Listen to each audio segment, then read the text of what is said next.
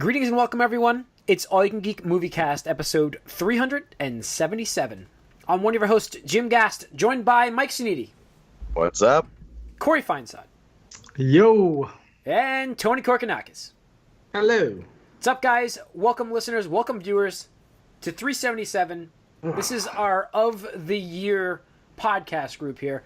So games and movies will be our Of the Years. So we're going to get into that shortly.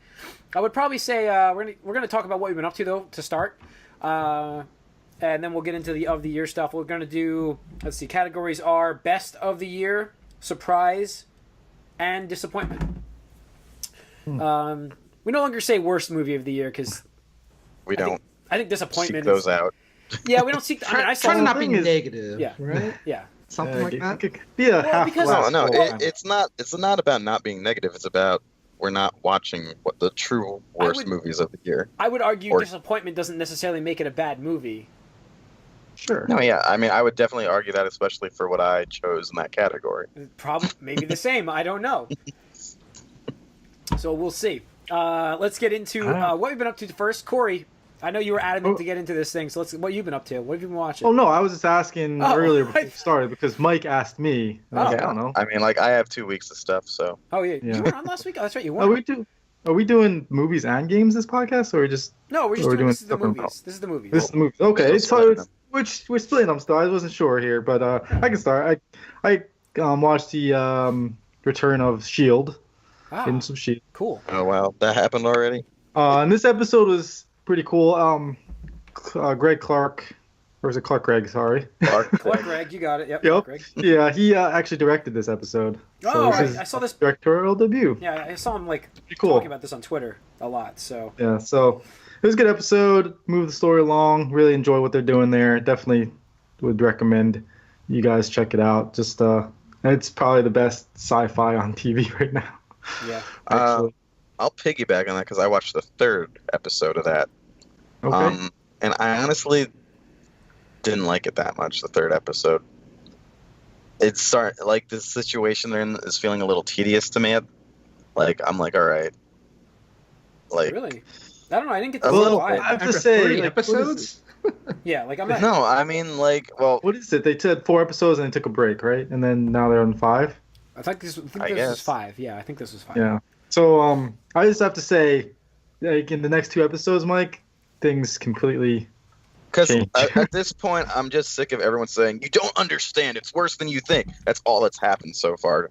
Like, for the last 2 episodes, I'm like, okay, I get it. All right, so, like, you're at that point where, like, okay, something's got to, like, happen here. And I think the next episode, you'll be happy that something happens. And then this latest episode really moves things along, like I said.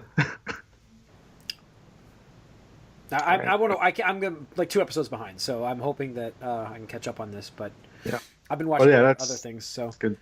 Yeah. Other than that, really, movie-wise, not TV-wise, not too much. Trying to think.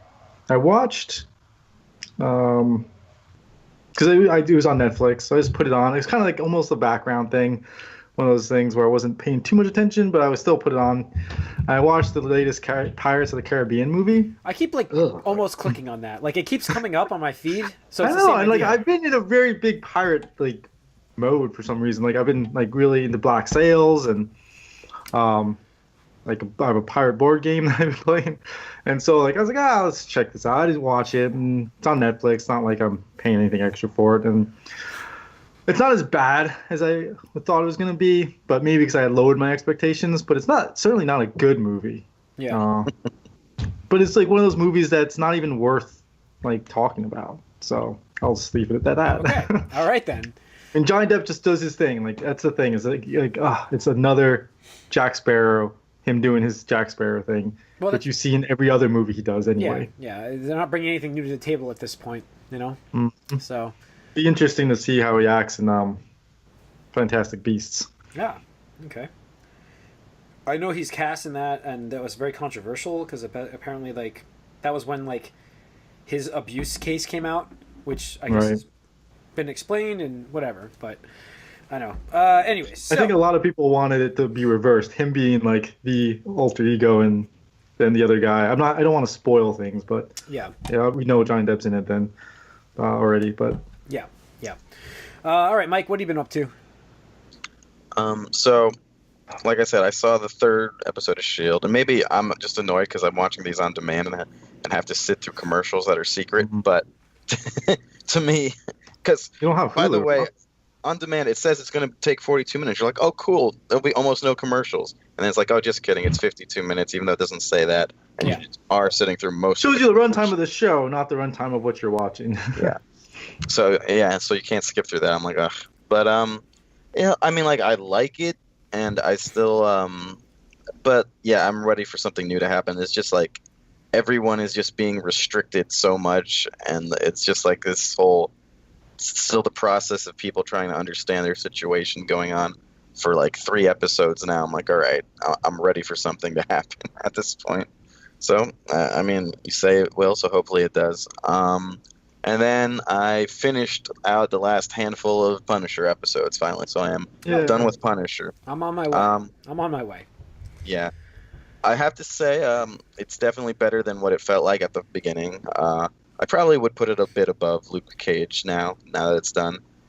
I don't think it's quite as good as Jessica Jones or the better parts of both Daredevils. And I feel like it's so tonally different than Iron Fist. Well, Iron Fist is just bad, but it's so tonally different than Defenders. It's like it's hard to even like consider that the same thing. Although Defenders wasn't perfect in any stretch either. No. But there was some plot threads that I like legitimately didn't want to bother with in it for sure. And but the first episode still sticks out as like the worst in the whole series. It's completely different. It has like nothing to do with what's going on. It's kind of annoying. And like I don't even remember like what happened to a certain character in that, like who looked like he was going to be quite important. Like I don't remember what happened to him at all. Well, he was told to just go get out of the city, and that's what he did. I guess. But once the character actually listened, I suppose. It's like, well, get out of the city, pick yourself. Okay. You don't have to tell me. Never twice. see him again. I almost got murdered. I'm out of here. Yeah. So no, but I did like it more than I thought I would. Yeah, that's good. I mean, because like you guys know, I mean, that's my favorite Marvel Netflix show at this point. And that's still a little crazy to me, but I'm glad you liked it. Yeah. But yeah, no, I definitely had to finish it up. Interesting ending, I will say. And that's it. I read some comics, but I'm not done with them, so I don't want to talk about them yet. Okay. Tony? I watched Logan. Oh yes, just in the crazy off chance possibility that this could give it a chance. You have truly, changed up my order and stuff like that. Yeah, it didn't, but don't get me wrong, it was good. It was very good. The best movie with a mutant in it. Wait, that's this year? That's a word choice. They can't best movie with a superhero in it. In my opinion, ever. Yeah.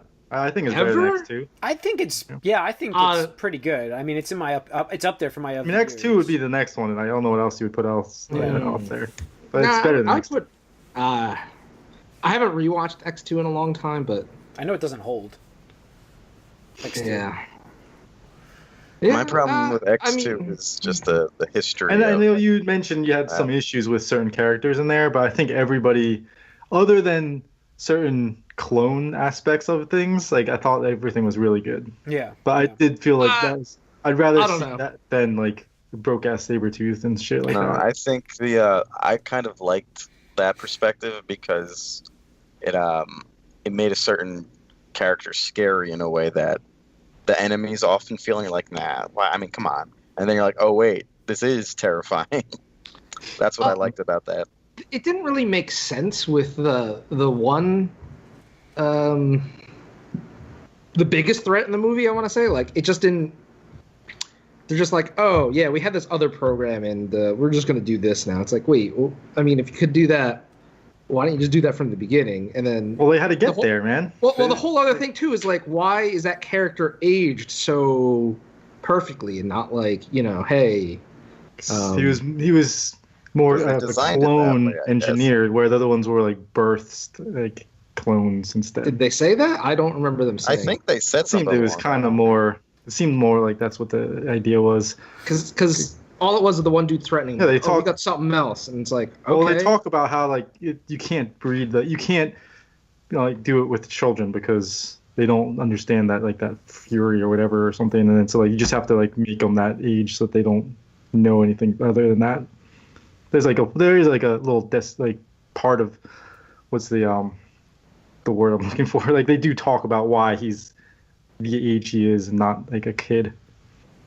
I didn't get any of that at all, actually. I mean, I literally just watched the movie, and I they do talk myself about going, Yeah. No, I mean, yeah, I do remember a little bit of a monologue about it. It wasn't too That's long. what I was but- looking for. Monologue. They monologue about why he's fully grown. I mean, if you want to question like why they just figured it out then, you can, but that's what they did. That's how they presented it. They're like, all right. And that's why we're they're trying to get rid of the kids because they didn't work. They're not working. yeah. I mean, whatever. Like, I was just like, okay, again, I just bought it, but I was just like, all right, I don't know. It's just that kind of stuff is you already have one of those in the movie, so it's like to have two, it's just, I don't know. It's whatever. But I don't know. I just felt like some of the, like any of the extra characters just felt like they were in the, like Professor X. I mean, he had really no point in the movie. I think I think he part of the structured the movie. entire premise of the movie, and then this is also like sort of his closing too from the 17 plus years of him being on screen. So I would disagree with that profoundly.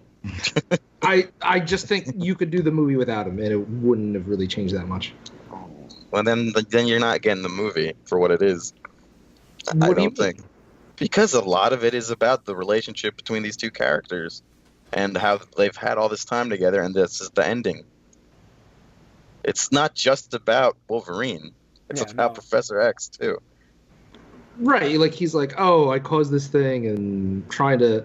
Well, here's the thing: Professor X is a dick. I'm sorry, like maybe you guys liked him, but he's a fucking asshole. Same thing as Wolverine. Like I mean, they're both assholes, so I get that they're buddies, but I just it was like, all right, like we're just gonna send these guys off. That's cool. I just don't understand how you could be okay with this and then like not okay with what happened in other movies that might have played out this year.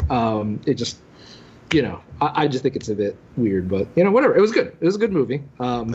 You are like grasping so hard at straws right now with this criticism, but that's okay. How? It's literally the same exact thing. As like, what? As another movie that I'm not trying to spoil right now because we're going to talk about it in a few minutes anyway. So, whatever. It's not even close, but okay. Really? There are some similar aspects. There are definitely similar aspects. Like I don't even want to hear this. Like, but okay. I think there's a different. I think there's a different like approach here because of the fact. Yeah. There's definitely a different approach, but I mean, clearly Wolverine is a Logan. Well, I'm not even gonna call him Wolverine. He's Logan. He's a broken character in this movie, and he's like, oh, like leave me alone. Like, I don't want to talk to anybody. I mean, the woman approaches him at the funeral, and he's just like.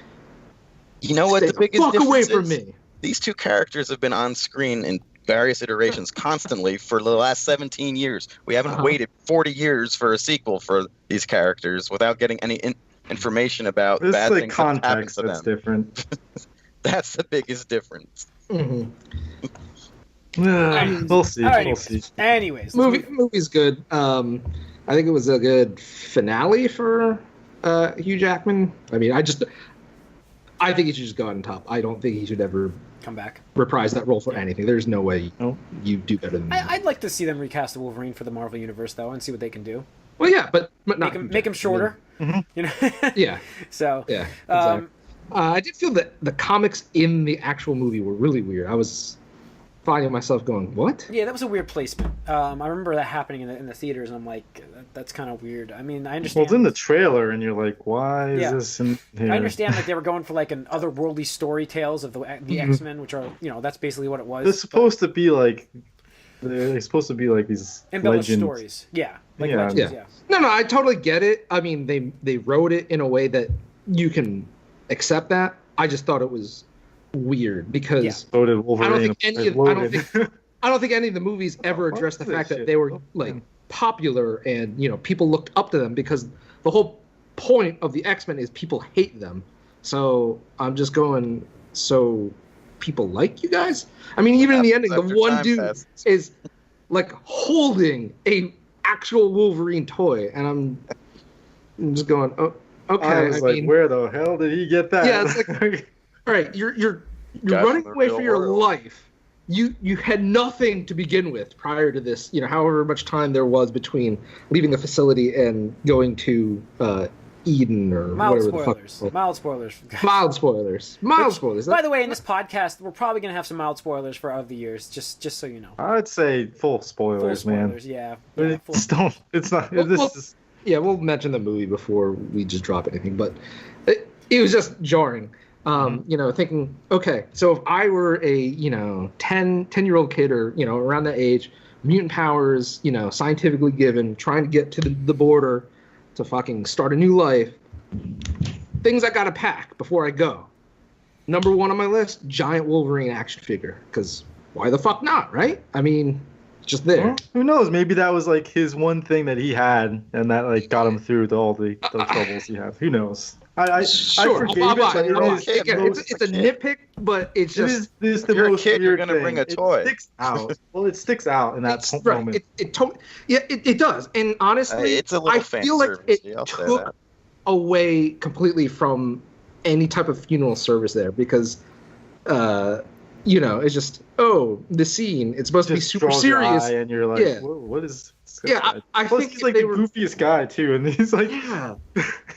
I just Any case. think if they wanted to do that, they could have done it when they were just chilling, and it's like, oh, one of the kids really looks up to you as a Wolverine toy. It's like, oh, okay, all right, that's a little different. But anyway, it's a good movie.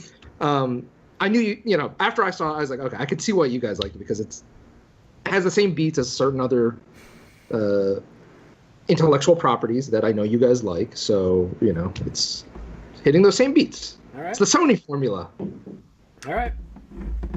Anything else? That's it. Okay. No, that's for it. note for me, I've watched the first episode of The Toys That Made Us on Netflix. What? Oh yes. Oh, okay. I did hear about that. Yeah, it's the first episode's on Star Wars toys. It's actually really cool. Like it's 45 minutes long, I believe. Maybe it's an hour. I'm not sure. Netflix time, but it's really good, really interesting. Really interesting story about the Kenner run with George Lucas and I mean there's some pretty. That's the stuff I amazing love. deals. Is like we get to finally see some of like the background, like on how all this stuff happens and like how like these things come to be and like the deals that were made and like what brought stuff into fruition. Like I love that we get to see that. Yeah. Like with plus 7 Pixels behind the scenes stuff, even the console wars, like all that stuff is like awesome. So I'm excited to see some more of that. The only thing I didn't like about this was George Lucas declined to interview on this episode. So I would have liked to have seen his aspect of it too. He's but- done with Star Wars. Anything, I know. Get that fuck away from I me, know. Star Wars shit. I know, but like just hearing about his love of that universe back when this came out, it's really an interesting episode and how these toys had to get into production and how long toys used to take to make. I mean, they took about a year to produce. Mm-hmm. I mean, so it's like you can't just whip something up and get it out before the movie gets out in the theaters. So it's like it was pretty cool. Like it was a really good episode. I'm looking forward to seeing. Next one up is Barbie. Then there's an episode on He-Man and G.I. Joe. There's only 4 episodes. What's the guy that was in the console wars? Didn't he like revive Barbie? Yeah, Think so he'll I'm show interested. up? I want to know if he's going to be in this. I really want to know. I if he's in hope that so. episode. That'd be awesome. Yeah. Yeah. He did Barbie and He-Man. Yes, I want to see if he's in Yeah. either. He-Man was his creation. Yeah, So, his creation. Yeah, Right. Barbie was he came in and bailed them out essentially. He got them going. Yeah. And I think I saw on one of the Transformer sites I visit occasionally, they are doing an episode on Transformers, which is pretty cool Cool. because Awesome. that's one of those things that's I like. would hope they'd have a G.I. Joe Transformers. They have a G.I. like, Joe, that's- so I'm hoping that we get Yeah. we get Transformers and Like those are huge as far as like Will they get toys to Ninja selling Turtles? Yeah. like That's shows what and shows selling Right. toys. Like that's Yeah. huge. Ninja Turtles No, needs to Turtles be would on there, too. Turtles Yeah. would be pretty big Yeah. too. Yeah. I think Matchbox or Hot Wheels would be an interesting thing too. That would be just cool. going.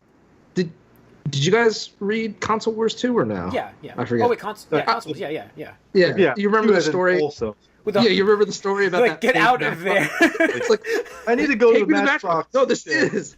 I don't think it is. No, C. Okay. It's like, wait a second. I'm in the warehouse.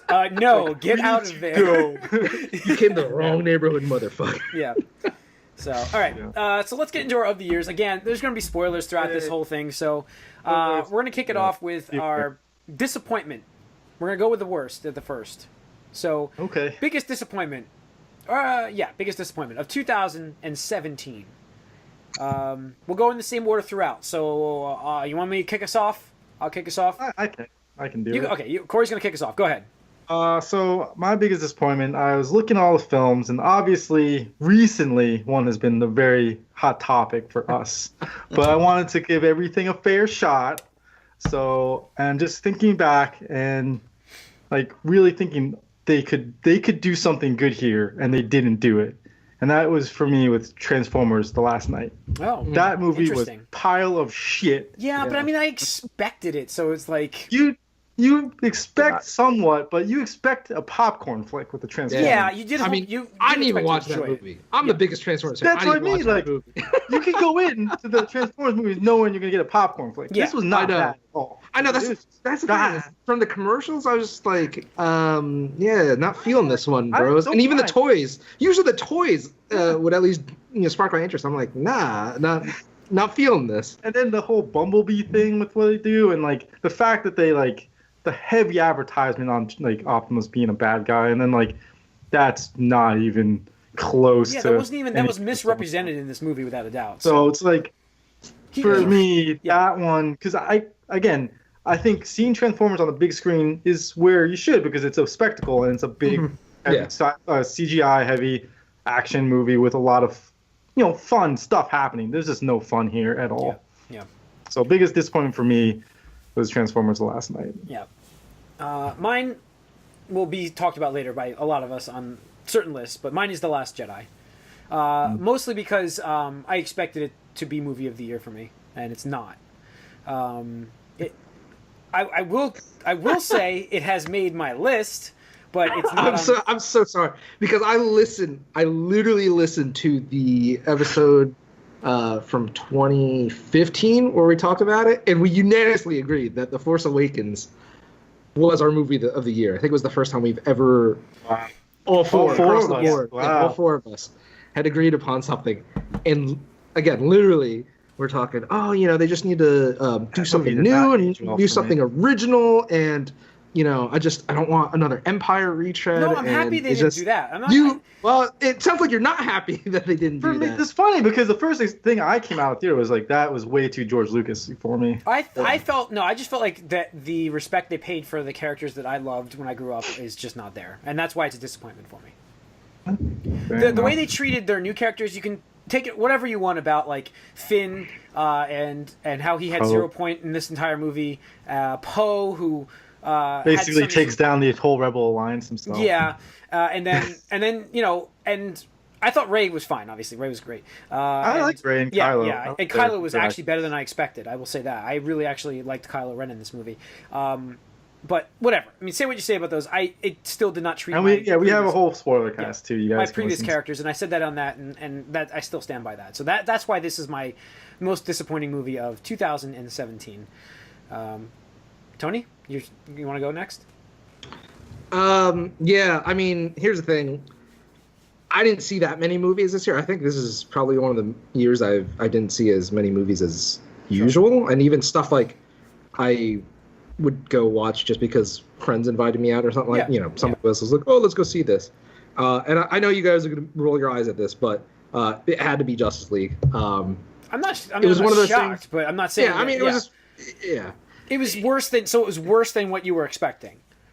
Yeah, absolutely. Okay. But not worse in a quality aspect, but just worse in they had so much opportunity to box office aspect. No. They had so much opportunity to course correct after the negative reaction from Man of Steel, the negative reaction from BVS, negative reaction, at least critical, from Suicide Squad. They had the positive momentum going from Wonder Woman, and they even had the opportunity with Whedon to do reshoots and massage it to be a better movie. And it was just, again, it was mostly boring. Like, I'm not saying it's bad. It's not the worst movie in the DCU, but it just No, I think though. I actually think that the studio got a little too involved once, like Snyder. Obviously did. Oh, absolutely, 100%. When Snyder left and like Whedon came in, like I don't think they gave Whedon any opportunity to do what he really wanted to do. It's Because possible. like they were talking about it after, like that opening sequence with Batman was not supposed to play out that way, and they had to edit it so it was more light because it was supposed to be much more I didn't darker. hear about that. Really? Sure, Interesting. and I thought I heard that Whedon actually wanted it to be funnier than it was, and that's how. And Well, if it was he in any actually case, it gave was. up on it because it ended up semi-serious. Yeah. In any case, all I know is the actor that's hanging off the side is talking about it is like how it's like this. He got a gift from Whedon saying sorry, like some battles you can't win. wow. Wow. Holy shit. Yeah. Okay. Because so- it was so weird. I mean, just remembering it, because we're going through the sequence, and, Batman's beating him the fuck up for a bit. And it's, okay, got it. But then you see the parademon out of nowhere, and then Batman, Just leave it. looks at his whatever and goes, oh, blah, blah, blah, it smells fear. Takes it out, one-shots it, whatever, and then the guy even goes, what was that or something? And Batman just leaves. So it's like, well, wait, was that guy a criminal? Or were you just planning? Like, was this Yeah, I was this don't a part know. of some master plan? I don't know. I don't know. Or did you just like he was a criminal because he was stealing Right. something from that house? So it's like All he wanted was the guy's fear. That's Yeah. all he wanted. He didn't want to capture. go ahead, bring him keep in or the stuff, anything. man. Keep the stuff. You're good. I will say that it does kind of remind me a little bit though of how like Batman once he's like single-minded. It reminded me a little bit of Keaton's Batman when he's like gets shot on the shoulder when the Joker first reveals himself and that like madness on like I guess the courthouse steps where he's just looking out there, something like shoots him, he doesn't even pay attention. That kind of reminded me of that. So to me, like especially with that music, I'm like, all right, this is kind of a little Burton-y sort of campy Batman, just an inch of camp. Okay. That's sort of how I viewed that. So I didn't mind it that much, but I was confused about where that guy was going. Yeah. For sure. So Didn't he change mainly- rooftops, by the way? How'd that guy keep up with him? I don't know, but whatever. I mean, I don't want to gripe on the particulars in the movie, but Yeah. basically, I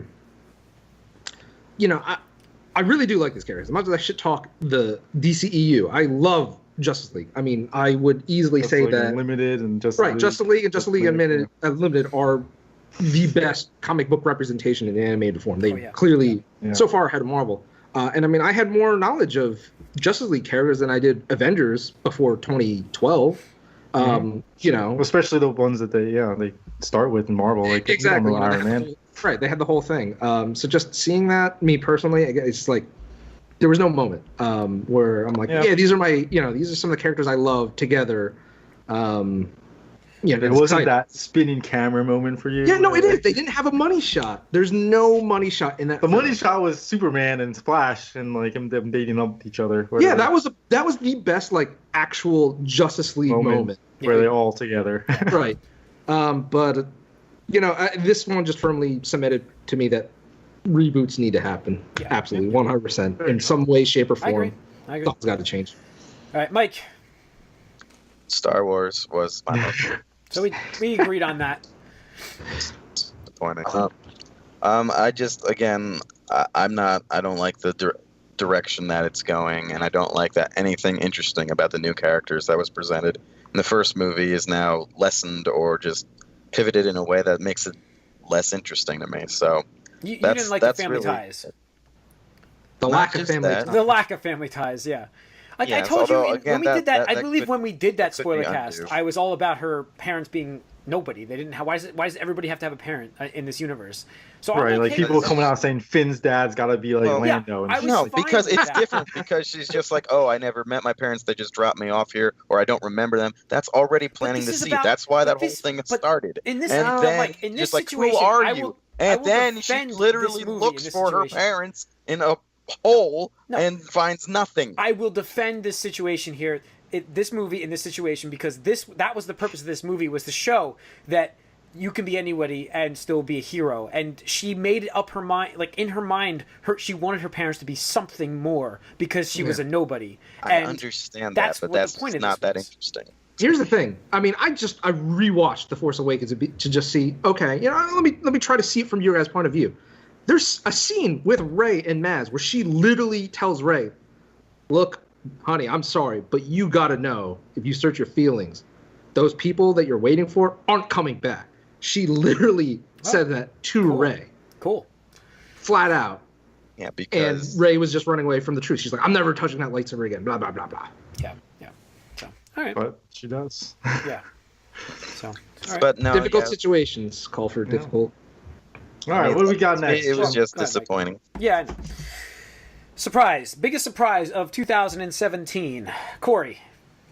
My biggest surprise is Blade Runner 2049. Wow. I was going to watch this. Did not like Blade Runner, the original. It's very slow and very old. Well, because as a kid, you're not expecting a deep introspective on humanity and what it means to be a human. So I did not expect that from that movie going in, and so I didn't like it. I do think watching this movie, I will enjoy that movie much more now because of where I am in my life, just life experience in general. Yeah. But for me, this movie is fantastic. It's it checks every box as far as storytelling, character, progression, using the previous film in interesting ways. Giving you a little bit of a twist, which kind of see coming, but it's still there. The scenes, the scenery, the sets, the direction of the art direction rather, fantastic. The world they've built is just amazing, and it's just a thrill to watch. So that's my big surprise, and it's gonna come back up as well later on. Cool. Okay, all right. Mine biggest surprise is Logan. Because I make fun of those movies quite often, and I thoroughly enjoyed that movie quite a bit. In fact, it was almost in my top 3.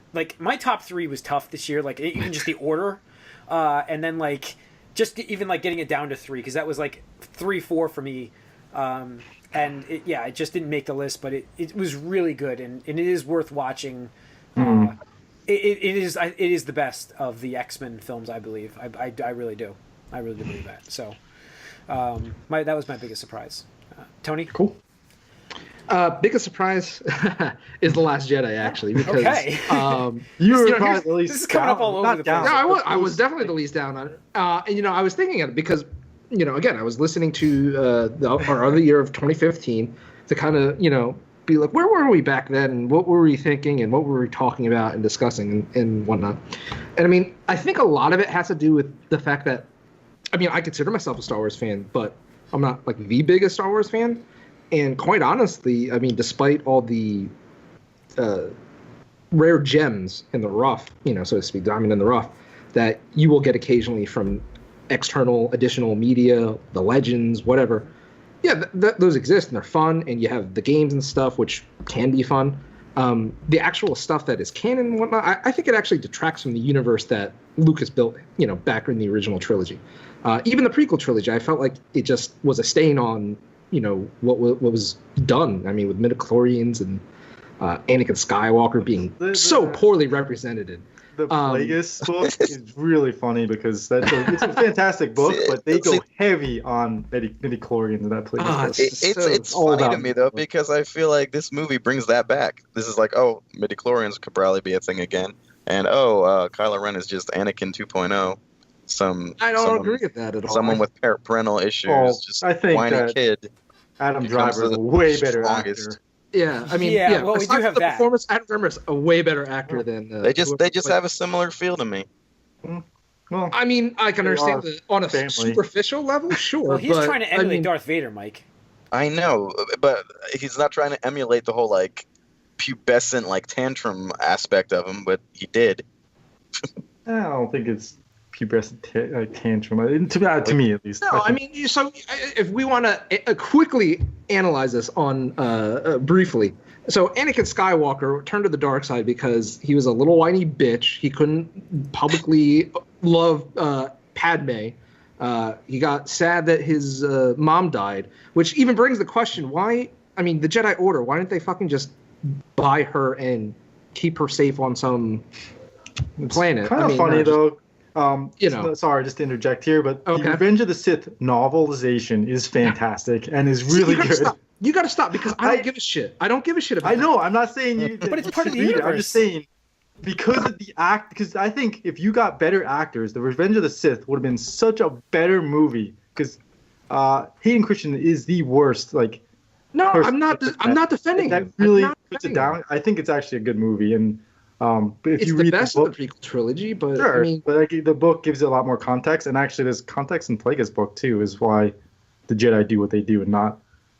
Yeah, but anyway, I'm just saying that the arc for Anakin goes from some kid that gets, this is pod racing, blah blah blah, to I'm in love with you, and this, that, and the other thing, and I hate sand, and I killed them all, blah blah blah.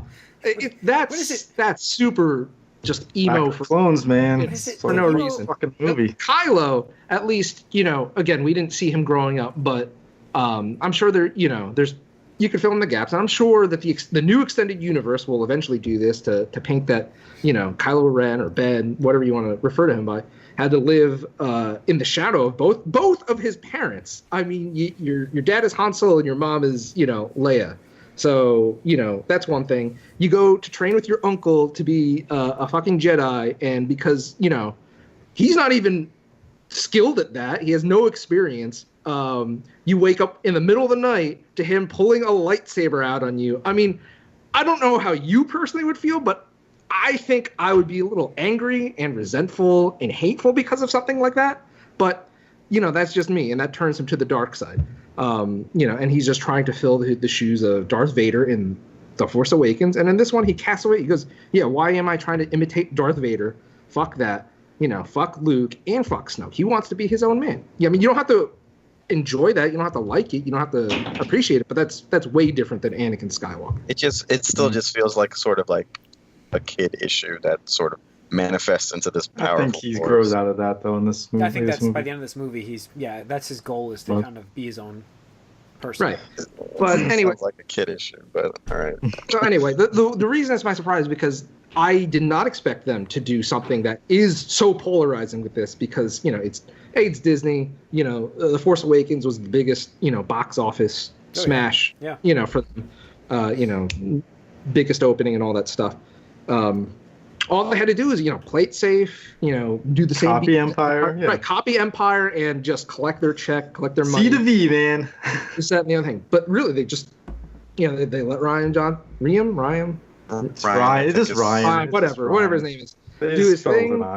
He's like, hey, I want to do this really controversial thing. What is the really controversial thing though? What's so? I mean, because the thing that I dislike, the thing that I dislike the most about it is the thing I predicted that they would probably do. I'm like, oh, they're doing this. That's great. And one by one, I'm like, all right, that's cool. Right. Well, I don't find that like some big controversial thing. The first movie kind of did a similar thing, which we all knew. Guys, we have a whole spoiler cast on this movie. Yeah, maybe you don't find it controversial, but you don't have to go far on the internet to, But anyway, this literally just wipes the slate, helps wipe the slate clean for the future of the Star Wars franchise. But they're not going forward. There's one movie. Daisy Ridley said that this is all she knows she's going to do. We don't need to get into this on this. One movie. That's the future. Great. It's beyond that. There's three not new ones. We don't know where they're going to fall yet. Characters. There's a new exactly. It's going to be a new trilogy. It's probably going to be new characters, and that's beautiful because then we don't have to be tied to these fucking old characters anymore. Then who cares? But they could have done that without doing this. Might as well watch Guardians of the Galaxy. They could have just done this 100 years in the future without these characters. Right, they could, but then people would have been like, "Oh, well, whatever happened to Luke? They could have left that up to the books and let that be a mythology for Luke, the legend of Luke Skywalker." So, all right, Mike, surprise. My biggest surprise is something totally different. The Disaster Artist. What? Again, I'm mostly surprised because I didn't know this movie was going to happen. This year, I just discovered The Room and like all the cult phenomenon around it. And the movie is from 2003, 2004. It's an old movie, but it's... James Franco just won a Golden Globe for this movie. I know. He won a Golden Globe for it. That surprises me. What's funny is that it just surprised me that this movie exists and that it actually turned out really good. The movie based portraying on a the person worst who movie that's ever considered the worst performance ever in a film, and him acting as the worst performance ever in a film actually won him the best performance in a film in the Golden Globe, which is hilarious. Is pretty funny. But ever since I got into this, I've actually I've kind of watched. Actually, I did watch another movie, but I might save it as a bet payoff for someone because I'm getting into sort of like this so bad it's good like cinema stuff now. So Oh boy. I'm gonna watch those Jim RoboCops then. Jim could be in trouble. Hey, RoboCop 1 and 2 are fine. But, 3 is the no, yeah, bad. it was a big I thought surprise it was 2 and to me. 3. Oh, okay. 1 and 2 is fine. But 2 no, is okay. I was pretty happy to learn that this movie was going to exist the same year after I discovered this thing after it's been around for like 10 years. Yeah. And I'm just surprised it turned out so well and that it actually got mainstream like awards recognition too because this movie is mostly a comedy. Yeah. So I was happy about that. And honestly, I'm happy for Tommy Wiseau too, even though he's like the guy who like supposedly made the dumbest movie ever created. I love it, and I can't help but like the guy. It's very interesting about this guy. Like once you see him, you just sort of like want to learn more about him and like see him in more things, even though he clearly has very little grip on like what he should be doing at all times. It's really an interesting thing, and that's why it's my biggest surprise this year. Cool. It's funny. He was up there with James Franco, and he went to go talk on the mic, and James Franco goes, "No, Like, get no. All right. Now we're going to move into our best movies of 2017. We're going to start with your number 3. Corey, what's your number 3? That was tough. I was weighing between 1 and 2 of these movies, and I'm going to say Spider-Man. Ooh. Is my number 3. Is that or John Wick? But Mine was Spider-Man. also. I think Spider-Man. It's my Sony finally like saw the light of day and realized they could make more money by joining forces and getting rid of that stupid ass Amazing Spider-Man shit. Because the first one was fine, but it wasn't good by any means. It was just fine. The second one was just a shit show and was god awful. And I was excited. I mean, for me, Emma Stone is the best Gwen Stacy ever, and I'd watch Amazing Spider-Man any day just because she's in it. And it's really almost a shame I can't recast her. You know? I know, she's so sad. But I'm so happy with what they did with the casting in this, making him a kid. Like I was super excited to see him in high school, having web shooters, being that kind of like smart, scientific Peter Parker. And I want to see more of that from this character. I definitely liked the other. I liked him being more than I expected for being a kid. Remember we had this conversation a while back. Absolutely. So, and I like the dynamic where with the other Avenger Marvel characters that they have, where he is a fanboy, and it's like him like dealing with that. And as far as villains go, Homecoming had one of the best villains Marvel's ever put on screen. And one of the best, like, oh shit moments where like everybody in the theater just goes, oh shit, with that reveal. So number 3. Yeah. Right. I mean, I would say that because that was my number 3, so I'll just go so we don't have to come back to it. I mean, it was just amazing. I was going to say fantastic, but that's not one of the spectacular. titles. Spectacular. Yeah, spectacular. It's spectacular. Not this again. Not superior though. Fuck that. Yeah, nah. That's Superior too weird. is cringeworthy. Yeah. But I mean, we saw a ray of hope with Tom Holland's performance in Civil War, where it's like, okay, interesting. There's just enough there to be. For most, Jim, I remember you're like, I can't say that yet. It is too late. It was. Blah, blah, blah. It was. I'm not disagreeing. I was just mentioning. But I saw the potential there. I was like, nah, this kid, he's got heart. That's really what it is. He's got heart. Because you know what? That's the thing. Did anybody see him like playing golf in his Spider-Man costume? He was playing golf and he was teeing off in the Spider-Man costume. No, but he does love playing Spider-Man. Yeah. He I think he did a couple like charity things in the suit and whatnot, and he looks the part. Like he just looks the part. Andrew Garfield did not like. Another thing with that one was they promised, like they teased like this is gonna be a different Spider-Man, and then you got the same exact Spider-Man. Yeah, exactly. Whereas this one, there's new potential there because we're going to high school. It's not where he gets his powers and graduates. They didn't do the origin. I mean, I don't understand people who want to see the origin again. I mean, okay, gets bit by a spider. Uncle Ben dies. We get it. We know this. You don't have to do this. I mean, the only other origin that is I don't know, quintessential or iconic is Bruce Wayne, and his parents. But they force that in every single iteration, even BVS. It's like, really? You have to do this? So whatever. I'm glad they didn't do it. They didn't touch it. They barely Just even mention it. Yeah, they just mention they barely mention it. I'm sure they'll retread it, but interesting stuff happens. He has a great character arc where he's a typical teenager. He wants to go out there, do some good, get something that's probably above his head right now. But the adults, the grown-ups, are telling him, "Yo, slow your roll. Just be a friendly neighborhood Spider-Man for a bit." And gets into hijinks and stuff. So great job. If I didn't have high expectations from Civil War, I would have said this is my surprise, because even though Marvel had collaboration in it, it's still Sony. Yeah. Right. And they made two really good ones, one okay one, and two bad ones. So it's like their track record's 50-50 at best. But looking forward to Homecoming 2 or the sequel, whatever you want to call Same it. here. Yeah. Can't wait. It was my third movie too. Jesus. Homecoming. I probably had few more issues with it than everyone else did, but in the end, it mostly won me over just because, I like the character of Spider-Man no matter what. Probably there is a bias to the things I do. Like, I rather watch certain characters take a shit than other ones doing something awesome just because of the character. That's just how it is.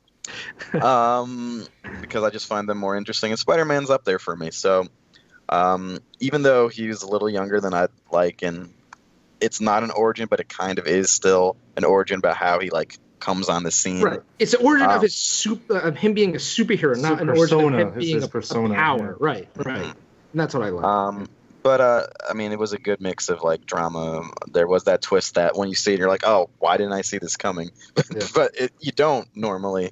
And it was funny and action packed, but serious enough where you didn't discount everything that happened on screen, unlike certain other movies that I have problems with this year. So it's number 3 on my list. I didn't watch a whole lot of movies this year, but I did like it more than I expected to. Yeah, so that's why it's there. I watched a bunch, and the controversial movie that we were just mentioning is my number 3, The Last Jedi. The movies that I placed above this, actually, guys, I don't really give away my number 2 yet, but you guys may have given away my number 2. But the top movie on my list may surprise you all. So, but I can say that right now that The Last Jedi was number 3, and I think the other 2 movies for me were just more enjoyable. Well, why did you go with number 2 then, Jim? Well, number 2 for me was Spider-Man. Okay. Because ultimately, we don't have to come back to it. Ultimately, I was like, that villain was so awesome. I thought Michael Keaton was amazing as the Vulture, and that twist was just holy shit. And that when I sat down making this list, I'm like, yeah, I really enjoyed that movie, and it's Spider-Man, who's one of my favorite superheroes. And and I was worried, obviously, I think quite a bit about him being a kid again and in high school, and all of that got put to rest pretty quickly in this movie, and I knew he was the best on-screen Spider-Man that I've seen. And yeah, I can make the statement. But The Last Jedi was number 3 for me because of the fact that I thought Spider-Man was better, and the one I have at top was surprising. I really enjoyed that movie. But I have to say, the dynamic between Peter Parker and Tony Stark is really well done as well. I think they really had really good. And Mr. Tomei as Aunt May is nice also. I thought they wasted her character. I thought she could have been a little stronger character in this movie. No, They only wasted her because she wasn't on screen. They just enough. what changed? Back on screen a little bit. She was just eye candy, really, which is kind of weird, but. That's what made it was it's a new take on Aunt May for sure, which is what makes it novel. Kind of like the ultimate. They're going for a bit more. Yeah. But the thing is, with the way that this movie ended, you can definitely tell. At least I expect her to have a bigger role in the sequel. Yeah, I think so. I love that ending too. Yeah. So ultimately, The Last Jedi for me, then Spider-Man. Corey, what's your number 2? So hold on. Why? I want to hear your reasoning for why The Last Jedi is your number 3. For how much you it is a good movie. I've watched it a second time. Why is it a good movie? Well, when you watch it a second time and your expectations are gone for certain things that you love, for certain characters, you can watch it and enjoy what they actually made as a movie. And he made a new movie. He made a new Star Wars movie. He did what you said, Tony. I mean, he made a new Star Wars movie in my mind. Now, Corey got a George Lucas vibe from this. I didn't get that in this movie. It did have inspiration, but you have to. He's the creator of this universe. I mean, you have to pay homage to him in this. So you're going to have a little bit. But I'm happy they didn't make Empire Strikes Back. That was like the biggest thing for me. And when you rewatch the movie again, while there's certain aspects of the movie I didn't like, the action sequences were fantastic. I thought the cinematography was amazing in this movie. If you watch that, it's amazing. We had some very cool space moments actually with hyperdrive destruction and light speed. The fight sequence was amazing. Yeah, the throne room. It's still funny to me how one of the things that I actually do like about this movie, everyone is hating on like so much. But like very small. Yeah, I small like tidbits. that scene. Very small. I mean, I tidbits guess and it other things. kind of looked a little strange, but Janky? just that it was there, I liked it. I'm sorry, I like that happened like that. You don't have to apologize. Yeah, No, like I said, I love the fact that they're exploring her having force powers. I thought it was weird. I don't know if there was a way they could have done it without it being weird. It just, I don't know. I was I like head the fact scratching in the that theater. I was like, I agree that this has the best action in any of the Star Wars movies. Yeah. I could have Without used a more real lightsaber lightsaber battles. battle? Yeah, I could have used more lightsaber, but lightsaber on lightsaber, which I don't think there was a single moment in this movie. Nope. But like the subtle things, like even like Luke Skywalker's moment in this movie is excellent. And No, it really I is. honestly, I really like that. I just didn't like what Yeah, followed yeah. immediately, given It was what. funny though. We were all did in the before. same area score wise, but Yeah. it's just like the approach of what we. It's just the way that they approach it, just the direction they came at it is for us. Each of us is what's different. So yeah, the number 3. Corey, what's your number 2? My number 2 is Logan. Wow. I was really contemplating, and maybe just because it's newer in my mind, but my number 1 I watched more recently. But Logan, I really loved the way that they ended that story. I like that they set it so far apart from the other X-Men movies, as far as like it being in the future. They You had kind of to. get a glimpse of what happened to them. Like, where are the X-Men? Like, oh well, this is what happened to them. And I love the girl X-23. Yeah. What's whatever her name is. I loved her interaction with Laura. Thank you, with Logan, and also I love Logan's interaction with Xavier. I think they played a great. They played great off of each other, and it was more of a character story as far as these characters and where they are in their lives and where they're trying to go. And then, obviously, like you're saying, passing on the torch. And there's definitely some similarities to other movies as far as like. Little dip again. 17 years of these characters nonstop almost is a little different than waiting for. Sure, 40 no, absolutely. years. I mean, we've seen a lot. Like Wolverine's done a lot in his career that we've got to see. So there is a different. Approach to this because of that. But as far as what this movie's done, I do appreciate the story that they went out with him not being like a typical PG-13 CGI fest with him doing stupid samurai fighting shit. One thing I did forget to mention was I did love Laura or X-23 in this. I thought her casting was amazing. Her performance was especially since she doesn't talk half the movie, and it's like wow, she's like. Just like her expressions really tell everything. Yeah, it did. And the part where I really bought into it was, in near the beginning when she is in the one house or shack or whatever you want to call it, and she's eating cereal, and shit's about to go down, and she even she's eating and she sees it in the camera, and she just gives this look, not to anybody in particular, but she has this expression on her face like, I know what's gonna happen here. Cornflakes in the mouth. And then she even just looks. She's still eating the cereal and looks at the guy and she's like, "Sorry, man." You don't want to do this. It's not gonna go the way you think it is. Donald or whatever his name is. The character. He's like, no. Like she comes out and just then you see the claws and it's like game over. It's like, this is awesome. Yeah, she was great. All right, Tony, what's your number 2? Mine was Guardians of the Galaxy 2. Oh, nice. Okay. Just because, again, listening to our previous years, I even went back to, I think, 2014. when Guardians. I think Guardians 1 was my movie of the year that year. But yeah, I mean, this one. I'm sorry. What'd you say, Corey? I liked this movie a lot more the second time I watched it, and it hit me a lot harder. Like I teared up at parts because just being a father and just like watching this movie, like just being able to watch it again and kind of enjoy what's actually happening as far as storytelling goes, and not just like the spectacle of everything and like expectations being in the way. The second time I watched it, I was like, wow, this is a really good movie.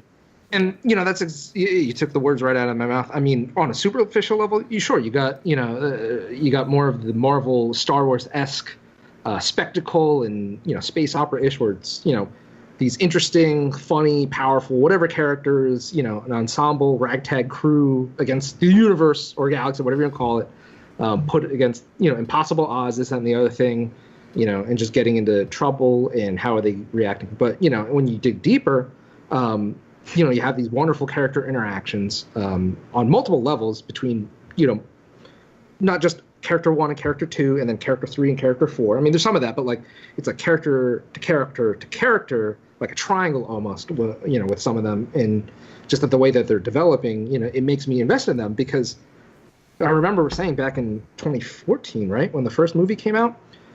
I didn't know who these characters were. I mean, I think Rocket because he was in Marvel vs. Capcom 3 or whatever. But I didn't care about them. It's like, okay, these guys are, Star-Lord? Star, yeah, man. whatever. Yeah, I don't give a shit. And, broke ass like Captain America. Get out of here. Right, through 2 movies, they made me care about, almost all of them. And really, like, when you think about it or examine them, they're each kind of tragic in a way, in different ways, too, Star-Lord has his issues with his mom's passing and, his abandonment from his father. Gamora, thinking of Garona's an orc from World of Warcraft who's also green and female, so it's like, wait, okay, another G character. Gamora, disappointing movies. Right, with later with Thanos and her sister Nebula, Drax and his family, like you go on and Rocket and stuff like that. And I just love how these characters are assholes to each other, but they care about each other. Whereas my vision of like a more modern, realistic version of a family where maybe not all things are perfect all the time and stuff like that. But the story beats, the characters were awesome. The ending, just how they made certain characters play out was just yeah cool. Mike. My number 2 movie actually is Disaster Artist. Oh. I did watch it, and it actually was like that good. He got a Golden Globe for it, so there's got to be something to it. But it is funny, and obviously getting the references from The Room is a big part of it, and it's enjoyable. But it's also a movie that's kind of about like dreams and goals and friendships, and how even if you do something like wrong or things don't go the way you think, like you can still get like exactly what you want out of it. And I like that message, kind of like if you like things don't go the way you want. Say that again. Things don't go the way you want. You want? No, I'm legitimately asking you what you said. Things don't go the way you want. You can still get something good out of it or enjoy what happens after it. That's what I'm saying about if you watch The Last Jedi a second time, Mike. I think you get. I wasn't trying to bring it up. I think I'll bring it up because I have that feeling. Like I watched it a second time and I'm happy I did. Very happy I did. I really The Last Jedi coming up so much right now. It's like it's really irking me at the moment. Logan's been coming up a lot, by the way, too, for this whole podcast. This has been a big, heavy Logan podcast. So, but yeah, I mean, that's cool though. I'm sorry. Really quick, this is the last thing I swear I will say about Star Wars. I feel like the way you guys are reacting to this is the way I reacted to the Mass Effect 3 ending. It's just in reverse. I feel this is exactly 100%. 3. Which I mean, may show everyone up in another podcast tonight. I know. Yeah. So, but yeah. All right. Anything more to add, Mike? No, I mean, just watch it if you're like a fan of like trying to learn. Well, if you're a fan of James Franco, if you've heard of The Room, or if you want to see like the Hollywood process in a funnier way. See, that's actually something that kept me away from the movie because I don't really care for James Franco. I mean, he's hit or miss for me. Real life. You can almost forget that it's him watching this movie. Yeah, but I mean, do you have to watch The Room to understand what the movie is about? Because that's what I didn't get. No, you don't have to, but it would make it a lot I would funnier, say maybe. I don't know. Maybe you should watch it after you watch the Disaster I Artist to mean, see like you can get do that that. take. Okay. All right. Just because I think 'Cause- I know somebody who watched the Disaster Artist and didn't watch The Room, didn't even know The Room was. They just watched the movie and they really liked it because they like documentary type stuff. And they thought this would be an interesting thing because they heard about some making of some movie or something, but they said it was really good. And they didn't even know what The Room was. So All right. interesting. All right, Corey, your number one movie of 2017.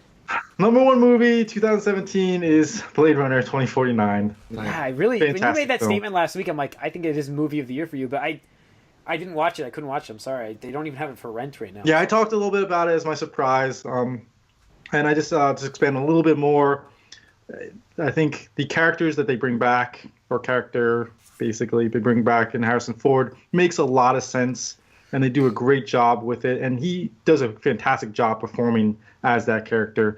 And they still kind of leave it open-ended as to some things, mysteries that were in the first one, and the way that movie's shot.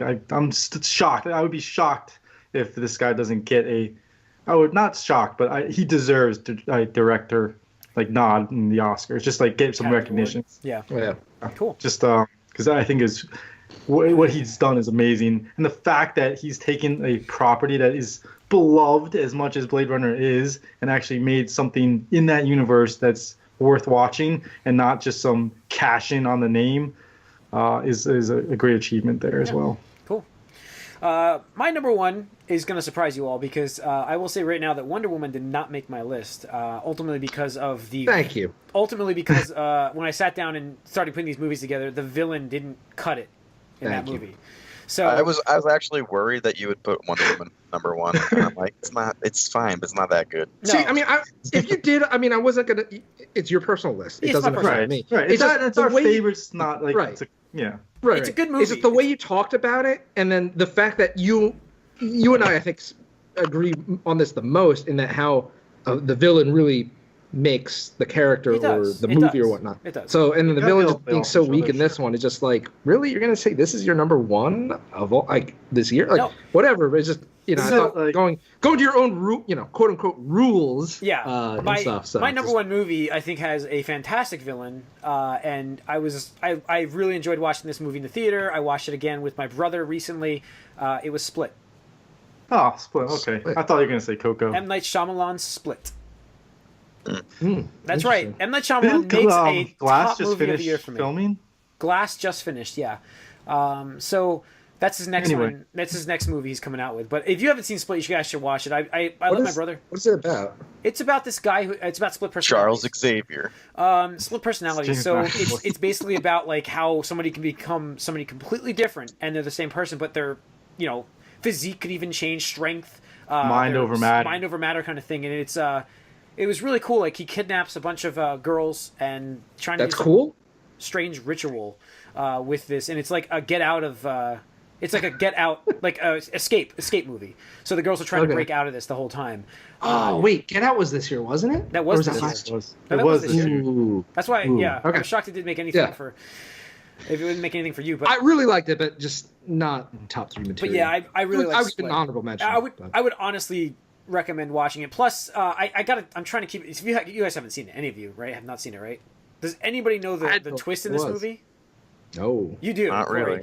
Well, I think I mean it's really good. And If you're a fan of M. Night Shyamalan, yeah, then you should watch this movie. yes, you should watch this movie. It's a Which M Night? Because I mean that guy early M. ruined Night early M. Shyamalan. Night. Early M. Night. Early M. Night Shyamalan. You should watch this movie. I don't know, man. When certain things this is happen- harkens back to How about his this? first Next time couple you- films. Next time you win a bet against me, Jim, which I don't know when it's going to be, maybe with Avengers 4, maybe. But this is a good you movie. give it- It's my movie of the year. I'm not gonna make you watch I'm it. not saying it's bad, but I'm not going to go out of my way of my own free will. Mike, are you gonna watch this movie then?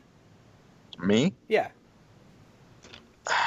Like, do you guys I mind mean, if I spoil the it? prob- Do you mind This if I is a spoil no. it? We've said. You know what? this Here's the is- thing. I never even watched the I I don't know wanna that spoil it for you guys. I know that this spoiler has to do with it somehow tying into Unbreakable, which I've never seen. So when this movie, towards the end of this movie, like you're watching this all unfold, and the music starts from Unbreakable, comes on, and I was in the theater when that happened, and I was just like, oh, and I had no idea that was the twist of this movie, and I'm like, oh, is that Unbreakable's theme? What the hell is that on here? And then it goes to a diner, and there's Bruce Willis's character in the diner watching the news about this, and that is just absolutely amazing for me. It was just awesome.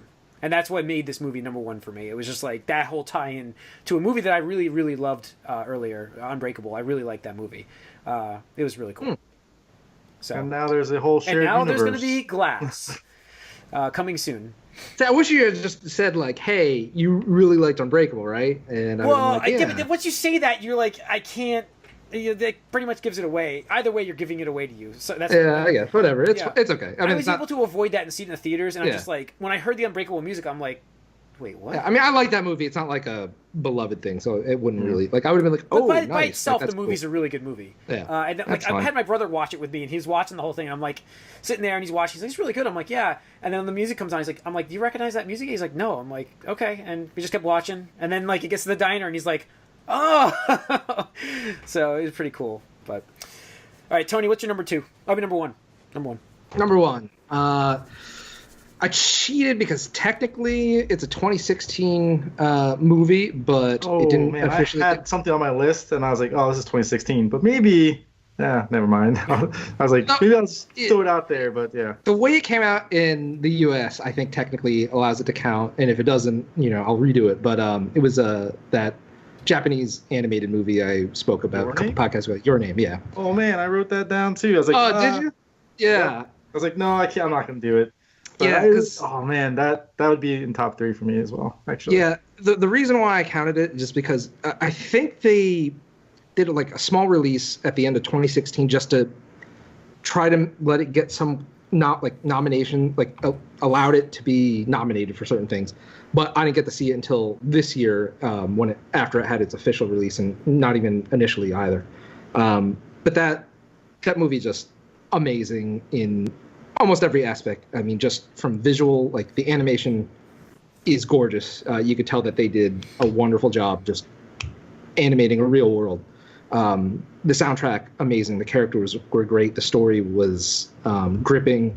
The twist was wonderful. I mean, it was one of those things that's like, edge your seat, what's going to happen. There's a lot of anticipation in terms of what the viewer is going to want / expect, because if you get attached to they play with expectations, right? They do play with expectations, and then they tease you with them, and then you're like, oh no, and then like, oh yeah, oh no, and like, yeah, is it or is it not? That kind of thing. You're like, no, no, like you do that. It's pretty cool. And it's totally bizarre and off the wall. It's totally like a Japanese thing, and just how off the wall it is. But just everything that it just comes together. It works, and I think the theme there, the underlying theme, is pretty universal. That which is why Hollywood is trying to remake it, for an American adaptation, which hopefully goes better than the Death Note adaptation. Jim, I started watching Death Note again, the anime.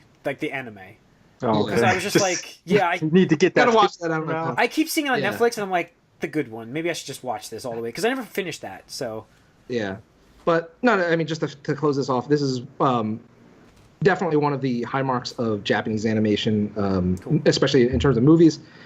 It's one of those ones that if somebody, because I've had friends over the years who are like light into anime. Again, I was like classified like, oh, Studio Ghibli, I like that kind of stuff. But it's like, oh, you try to show them like Naruto or Berserk or whatever, and it's just like this isn't gonna work for me, and not my thing. But this is definitely one of those things I'm like, watch it. Like whoever you are, whatever you think anime is about, it doesn't matter. You can watch this, and it's just a good story. I mean, as far as like, it's not like like ninjas and monsters or shit like that. It's just like there's no action at all. Right? It's not.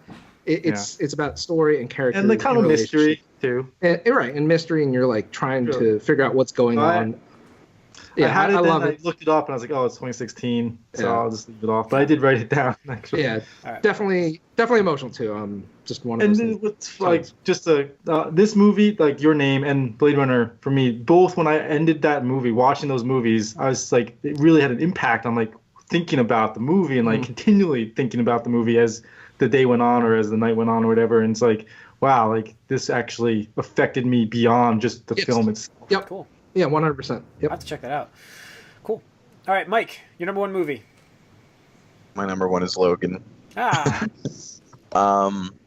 Obviously Wolverine is like 1A as far as my favorite superheroes, and I just, even though what happens at the end, I sort of feel like for his character, maybe he's the only character who's a little out of character. But I do have some minor issues with it. I do think it was like a great story, great way to see this character sort of come to fruition in a different way.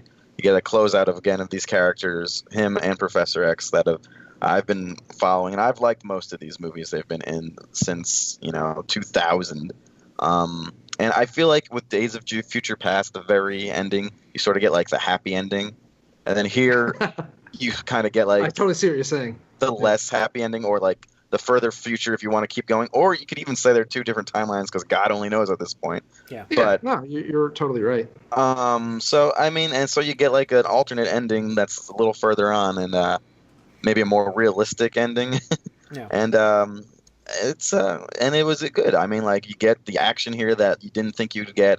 You get the sort of palpable threat from something that kind of like an internal threat, even though it's external. It's like internal made external for him, and I like that too because that's always been a big issue with himself. He's a very self-loathing character, and that's kind of one of the things I liked about him.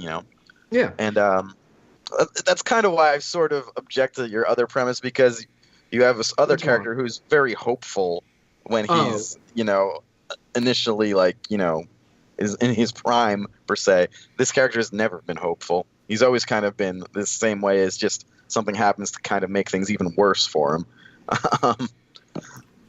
So for me, it was a good movie. Obviously, it changed a little bit of what we can expect from the superhero genre. I know Deadpool was the first R-rated superhero thing to be successful, but this was like the first R-rated serious superhero thing to be really successful. And I really liked it, despite even having some issues with it. Yeah. And if we were doing Breakout Star, I would say that girl's. Yeah. Oh yeah. Absolutely. It'll be interesting to see what she does next. Yeah. As a Marvel property. Just to follow up real quick again, because this is really fresh in my mind because I literally just watched it this past weekend. I totally agree, and how I view Logan, because I'm not a Wolverine fan at all, but I feel like this movie did for that character kind of like what The Last Jedi did for Luke. And I'm sorry, I thought I was not going to mention that movie again, but this is not to troll. This is not to. But Last Jedi and Logan. That's all we've talked about. These two movies literally made me like the characters that previously I did not like, and for sort of similar reasons, but it got me to change my perception of those characters, and for that, I will clap my hands. But for me personally, I really am excited to see, now that they are successful, Fox showed that R-rated superhero movies can be successful.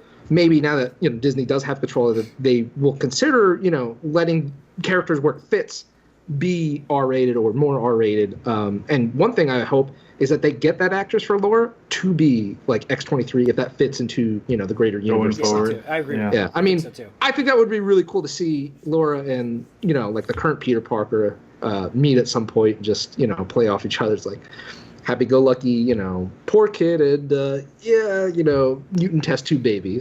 Yeah, whatever. Throw him in a room, see what happens. Go ahead. Yeah. All right, so to recap our top 3 movies, I didn't make a list while you guys are talking crap. So the last Spider-Man was number 3 for you guys. The Last Jedi was number 3 for me. Spider-Man was number 2 for me. What was yours, Corey? Logan. Number 2. Tony. Guardians. Mike. Number 2. Yeah. Was Disaster Artist. And then number 1 movie, Corey. Number 1 was Blade Runner 2049. I'm like, wait. Mine was Split. Tony. Your name. Your name, and then Mike. Logan. All right. That's your recap. That's the podcast for the movie of the year. Thanks for tuning in. Write us podcast at allyoucangeek.net. Follow us on Twitter. Like us on Facebook, and subscribe to our YouTube channel. Listen to the Gamecast coming up next, and we look forward to hearing, have you listening to us and watching us this coming year. So let us know what you thought, what you liked the best, and Yeah. Thanks for listening.